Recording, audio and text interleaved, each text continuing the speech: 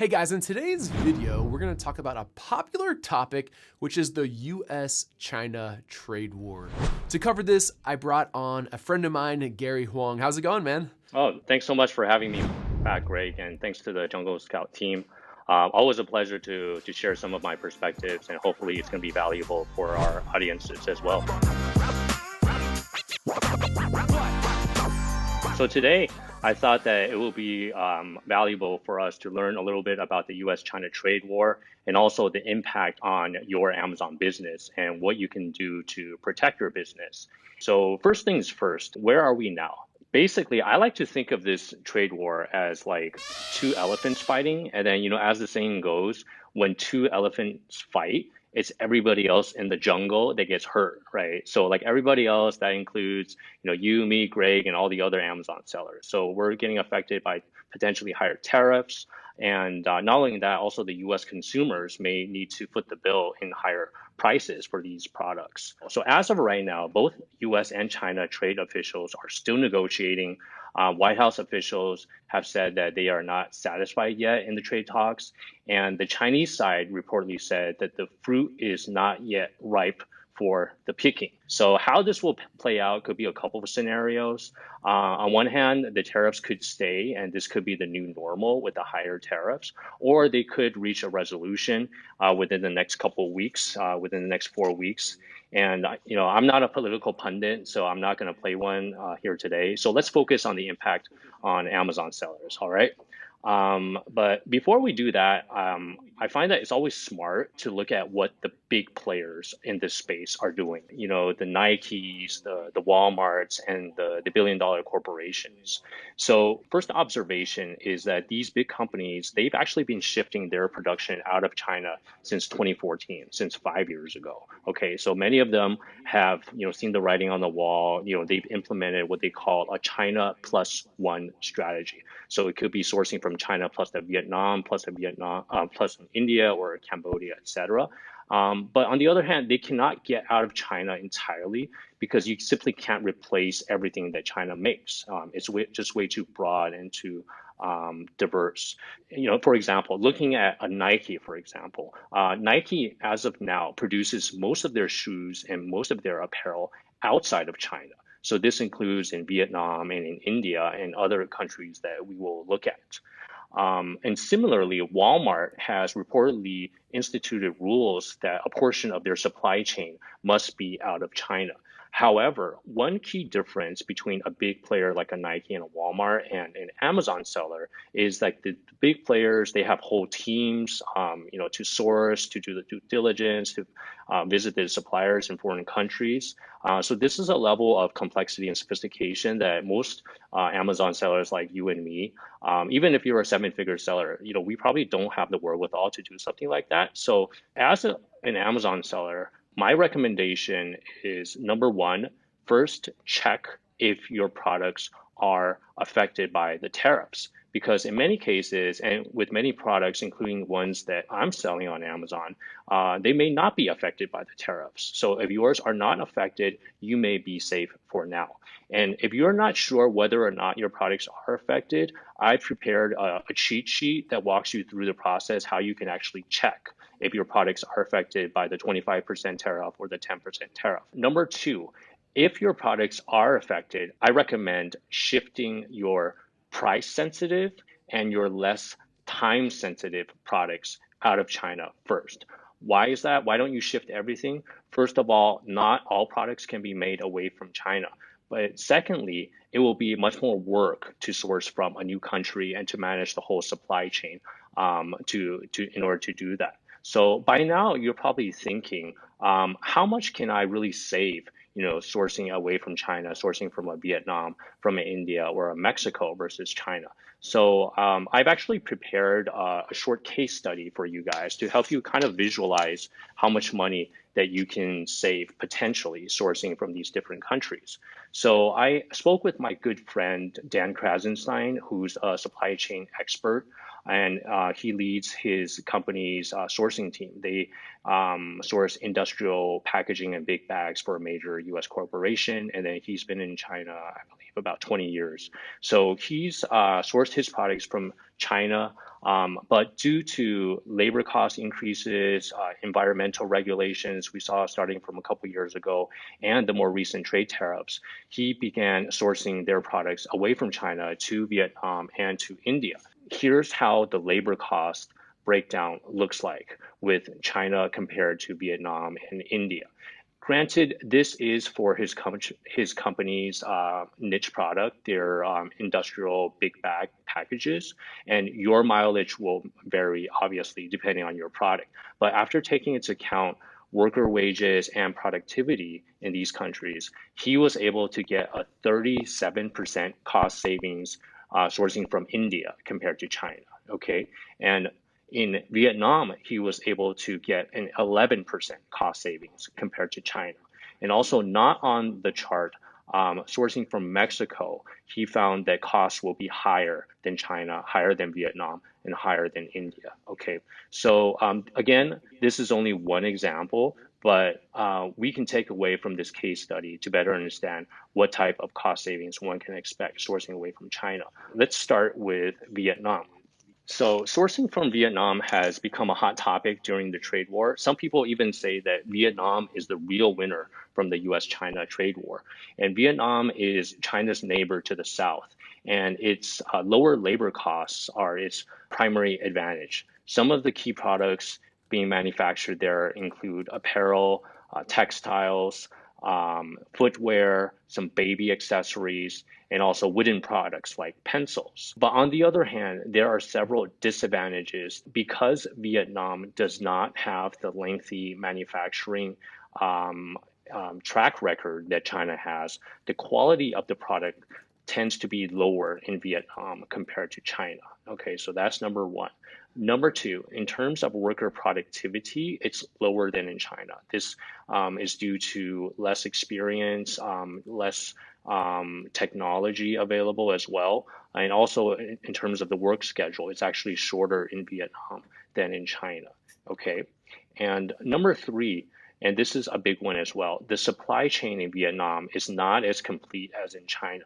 So this means that sometimes when you manufacture a product in Vietnam, the raw materials for those products need to be imported from China. So maybe for like a polo shirt, they may not have all of the stretch elastic material. So oftentimes these suppliers in Vietnam will need to physically import these products from China. This will add additional time and cost, obviously. So that's Vietnam in a snapshot. Now let's take a look at India. So India's population is 1.3 billion people, and it's second only to China. And there's almost an endless supply of low-cost labor coming from India. I really pay attention to what President Modi, the president of India, says, because he is modeling India's economy after China's manufacturing economy because China was able to get such breakneck economic growth from their manufacturing economic engine. So I expect India to be a huge player in manufacturing going forward. In terms of products, India relies more on handmade and labor intensive products, such as handcrafted metal, jewelry, and apparel. And it's also, India is very strong in customized products with original designs. So this can be a great way to differentiate your products compared to sourcing Me Too products found on Alibaba from China. For example, in the Seven Figure Seller Summit, one of the speakers that I spoke with, Jordan Lindbergh, he shared that he sources from India these type of metal funeral urns, and he's very satisfied with the pricing and the quality that he gets. So that's some examples of the products you can find in India. However, there are some key downsides to sourcing from India as well. Number one is the longer delivery time. So this is due both to the shipping times and also the factory production at a lower productivity rate. In terms of the shipping time, if you look at the map, India, it's further out than China. So whereas if you ship from Port of Shanghai to LA can get there, very quickly in a matter of a couple of weeks. In India, it would take at least a few weeks longer just because of the geographic, the difference. And quality level tends to be lower as well. And one e-commerce seller shared with me that he was sourcing from India, and then he found that the factories that he was working with in India, they were actually open air. So there was like, dust and dirt coming into the factory, and this is something that you don't see as much in China, that you have to be more aware of when sourcing from India. Okay. Um, Next, you have to be more prepared for unexpected delays due to logistics problems. As we mentioned earlier, oftentimes trains get delayed. Sometimes, like your container might even just totally disappear off the grid. I've talked to supply chain professionals that have run into these problems in India as well. And in addition, the weather. There's the monsoon season every year in India. So this causes flooding and totally can stop shipments from even going out. And thirdly, many sellers have told me to beware of dishonesty and theft when working in India. And I don't want to stereotype, but these are actual cases of people dealing with suppliers that have straight out been dishonest, lies, etc. So just be aware of these, the main trade-offs when sourcing from India. So next, let's take a look at Mexico. So Mexico is America's neighbor to the south, and being so close geographically, it gives a huge speed advantage compared to its Asian competitors. So the key products manufactured in Mexico include vehicles, machinery, and equipment.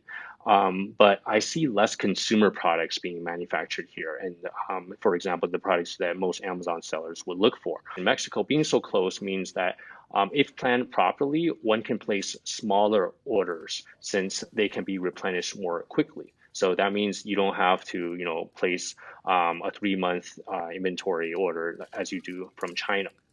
So on the other hand, one downside to Mexico, and this is a big one, is that the cost to source from Mexico are higher than the cost to source from China, India, and Vietnam. So it makes sense to only consider Mexico for urgent orders where you will sacrifice your margins for speed. Okay, so by now you're probably wondering, how do I source from suppliers in India, Vietnam, or Mexico? Obviously, Alibaba doesn't work as well for them compared to China. So even though Alibaba is China focused, the main thing is the coverage is very spotty for these countries. I would still try it though. I wouldn't rule it out completely. The next thing that I found, and this is a really cool feature that I saw that Greg and the Jungle Scout team developed recently, is the Jungle Scout Supplier Database. Okay, you're right. That's one of the huge benefits of using the Jungle Scout Supplier Database. So I'll just demonstrate that real quickly and give Gary a bit of a break here. What we did is we've compiled all the U.S. import records like Gary talked about. So anyone who imports something into the U.S. from anywhere around the world has to fill out, this government paperwork essentially, then it's put into our database. So just to give you like a quick little demo to show how this would work, if I search for an item, like I just searched backpacks here, and what this done is this has searched all of the import records for descriptions of the goods that matches backpacks. And what I can do is I can actually go in here and I can deselect China if I'd like. So I can deselect China right here and I can filter the results based off of this. And now it's only going to show me the results from factories outside of China. So it looks like this one's from, I think this one's from Vietnam, and a few of these are from, I don't recognize all of these. I think this one's maybe the Philippines, but you'll find that this one looks like Romania. There's lots of different factories all around the world that aren't inside of China. They tend to just be a little bit harder to find, right? Because like most of these guys aren't on Alibaba. Another cool way you can go about doing this is my favorite way to use it is by seeing who makes my competitors' goods. Now, sometimes those factories will be in China, other times they won't. And since I'm searching by my competitor and who they use, there's no way to only filter for non-Chinese factories. But what I could do is I can go in here, I could type in some of my competitors. For example, this is one of my competitors for my marshmallow sticks. This brand is owned by this company, Truthful Trading. So then I can go in here, I can see who they're using for their factories right here. So I can open this up. And this is who all of their factories are. So if I go down here and I look at barbecue forks, that's what they're calling their marshmallow sticks. I can dig in and I can look at this factory and I can see if it's a factory outside of China or inside of China. This particular one is inside China, but this is still kind of my favorite way to go about using it. So quick little demo there, but this is a great way to find factories all around the world because Gary, I'm sure you feel similar here that a lot of these factories that aren't in China don't have really good ways to advertise their factories, around the world. And because of that, oftentimes you'll just see a lot of the big brands using them and less so of the smaller sellers like a lot of the Amazon sellers. Absolutely, 100%. And I do like the second method as well, kind of spying on your competitors to find out which suppliers they're sourcing from. And a lot of supply chain experts do this as well, Greg. Talking to people like Dan Krasenstein that I mentioned, like this is one of his go-to methods as well, sourcing from suppliers in Vietnam and India. So highly recommend it. I was just going to say real quickly, one of the ways that I vet the suppliers Yeah. is by going in here and seeing their trading history. So for example, if I could just grab a supplier just real quickly. I'm just going to go to Alibaba just because it's really quick and it's just the fastest way to do this. But you can vet suppliers from anywhere around the world. So this is my favorite way to do it is to do it based off of their import or trade history into the US. So I can just take the name of the factory right here. Let's see what this pastes in here. Let's delete that real quick. I can search for this factory. And then again, I can use this import trade data or customs data to be able to vet the factories. And there's kind of two ways to do that. One is just looking at the number of imports. So it looks like they're listed twice in the government trade database, I think with two a little bit different spellings, or actually they have two different addresses listed. That's why it is. But it looks like both of these are probably the same company. I could see what kind of import history they have. So for example, over the past 5 years, they've had 8 shipments. Those are 2 customers. And I'd like to see how you do this, Gary, but my favorite way to go about vetting these is just to see who their customers are and what kind of reviews their customers get on Amazon. So, I can actually take their customers, I can go in, check Amazon to see what type of reviews they get. And then I use this as like my number one kind of gauge to, looks like this is probably it right here, Perfect Sticks. This is like what I use for the number one way to gauge the quality of the factories. But what other ways do you like to use to gauge the quality of the factories, Gary? One is the country test, and kind of like what you described.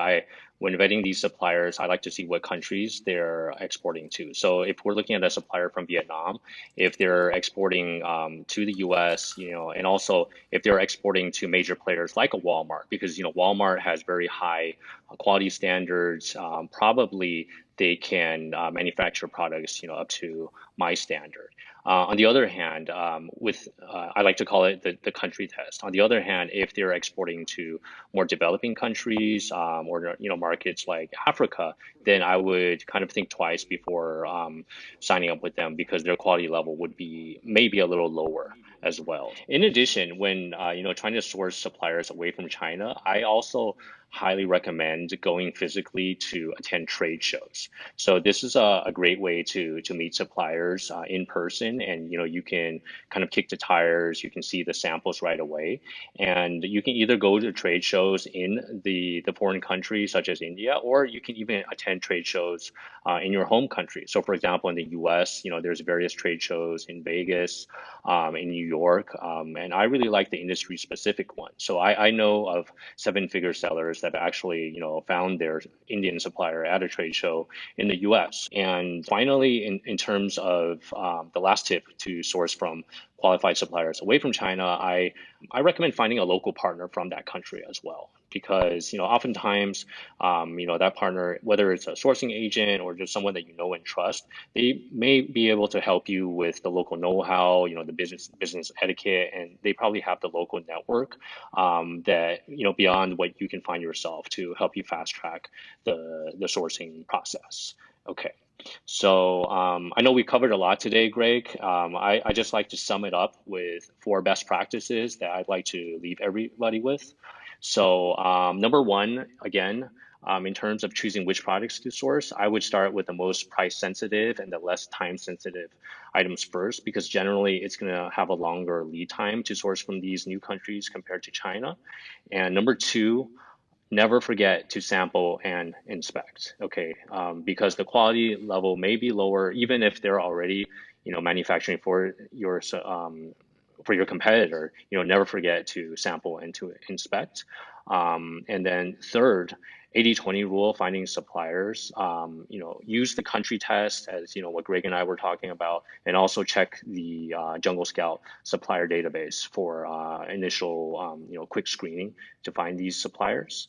Okay. And finally, number four, I would add an extra buffer in your planning to compensate for inefficiencies, for lower productivity, and some unexpected surprises and other variables when sourcing from these countries, because they don't have as long of a track record than the Chinese suppliers in general. So it just makes more sense to add an extra buffer to account for the bumps in the road when sourcing from these countries. So I'd like to thank everybody and thank Greg for sticking around until the end of this presentation. I know that was a lot, so I prepared a free cheat sheet for everyone if they want to source away from China. So you can sign up to get your free cheat sheet at 8020sourcing.com/sourcing away from China. And I also offer a free email newsletter if you found this information helpful, talking about the latest news and trends with the trade war, and also with sourcing best practices and scaling your e-commerce and Amazon business. Any questions, feel free to shoot me an email, Gary at 8020sourcing.com. Gary, I think that was fantastic. I know that there's always lots of questions about this, like worried about the trade war, where else could I source from? And I think this is a great kind of like starter guide for get people thinking about it. And I also like how you did it kind of like the 80/20 way of like thinking about your highest impact items first. So big thanks for coming on and taking some time out of your day. I always appreciate hearing from you. You can explain things very well, and you're definitely a subject matter expert on it. So it's much appreciated, Gary. Thank you so much, Greg. I hope it was helpful, and it's always a pleasure.